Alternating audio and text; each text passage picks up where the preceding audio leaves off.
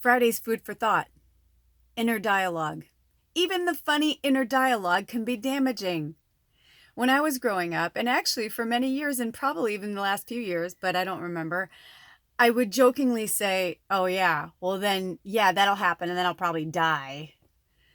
And I realized like a lot of people do that. And it's just, it seems so simple, right? Like you're just being funny, you're being lighthearted.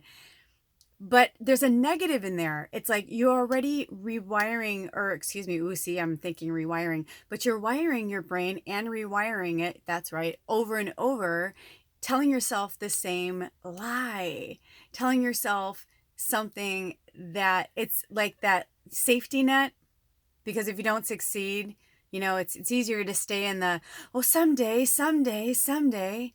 I read this thing once that said someday is too far away. You just have to make it happen. It might have even been one of mine. But it's true, because someday becomes that thing, right? So if we have something out there that we're always chasing, we're always attaining, then we're dreaming. But what if we achieve that dream and then we keep dreaming and then we get that dream and then that dream and then that dream and then that dream? Now, I know to some people, a dream is to get a really awesome piece of chocolate cake, that they want, that they would never pay that much for. Ed and I were joking about that yesterday, how, it's good to reward yourself with certain things. And anyway, I don't want to get off topic.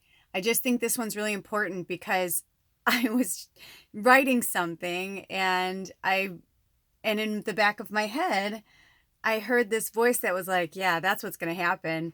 I'll probably die. And then I remembered yesterday when I was driving with Ed, I had this breakthrough with my book yesterday morning, and I'll tell you guys about it someday. But what happened to me yesterday morning, I don't even know how to put into words. I'm not kidding. Like, I do actually. That's exaggerating and being dramatic. No, I do know how to put it into words. I just can't put it into words yet. There are some magics that are happening right now that I know, because I've gotten 5, maybe 7, like that many, but in like 24 hours of different signs from spirit, to be really mindful of who I talk to, who I'm telling things about, especially sharing my dreams and my books, because right now, it's helpful to me to bounce some of my ideas off of people that I know and love. But when you get excited about something, you want to tell everybody. And then you start to realize, but even telling certain people, they would never do it to hurt you, but they may like inadvertently be excited and tell somebody else something or slip. And, I realize that there are some things that you got to keep on that down low. But I said to Ed yesterday when we were driving, I started having more breakthroughs and more breakthroughs. I wrote a bunch yesterday after this, like all these magical events happened that were like fucking Harry Potter shit, like fucking amazing, just amazing. And then we went on the Hood Canal and had another amazing, amazing, crazy, just magic everywhere we went. It was like fucking unbelievable. And then I saw the blue heron and I was like, oh my gosh, more magic, more magic. And I was like, fuck, I will no longer think small. I will dream big. But while I was saying these ideas to him, and he was like, wow, that's really good. Or he was like, oh, that's cool. I'm like, really? You're not just saying that, because you're just like, am I on the right track here? Because it's so overwhelming, because the doors were just flinging open and it was so overwhelming and so cool, but it was overwhelming. I automatically looked at him and said, okay, well, now that I'm like, where all my notes are, where everything is. I'm like, so now I'm like, so if I die, you have to write this because this is bigger than me. And I realize now that's why I've been taking this writing so seriously, why I've been holding people back, because this is the biggest thing I've ever done in my life. And it's not just about me. I know it's bringing magic to the masses, and it has to be done. It has to be done right, and I know that one of my spirit guides is like, there's no such thing, like whatever comes out will be. I know, I get it. But I was just joking with myself again there, like earlier, about like, yeah, well, watch, all this is going to happen and then I'm going to die, right? Because that's what happens. You get it.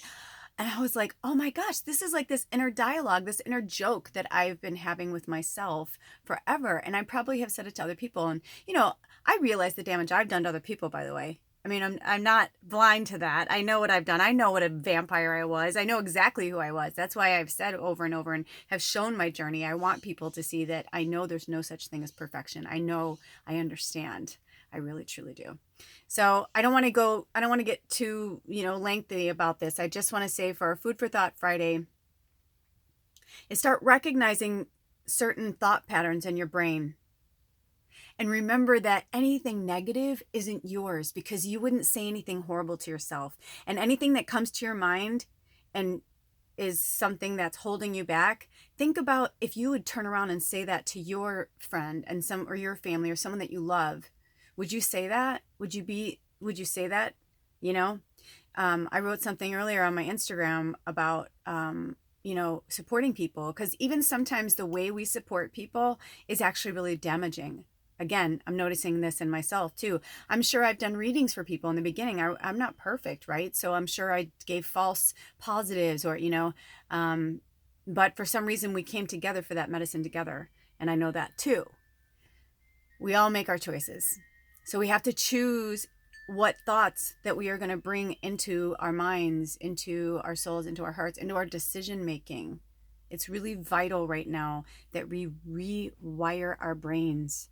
And if your parents said stuff to you, most likely their parents said that to them and their parents said that to them. So all this ancestral trauma I'm talking about, the inner childhood trauma, it's all fucking real. I know I'm a trailblazer for the ancestors. I know that. I feel that with every fiber of my being. All the shamans that I've walked with are very old souls, and they are all medicine people who have walked the earth many times over and over and over. I bow to get back to that part of myself as well. And yesterday was the beginning of that, because I'll tell you something, there is magic up here in the Northwest. There's magic everywhere, all over the world. But for me, my personal magic and the magic I bring to others is born here in the Northwest. So I love you. Have a blessed day. Have a wonderful weekend, and I'll talk to you soon. Oh.